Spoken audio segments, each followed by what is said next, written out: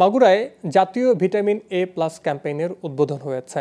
Civil surgeon doctor Mohammad Shamim Kabir জানান, সকালে মাগুরা পৌরসভা প্রাঙ্গণে প্রধান অতিথি হিসেবে ক্যাম্পেইন উদ্বোধন করেন জেলা প্রশাসক মোহাম্মদ আবু নাসের বেগ।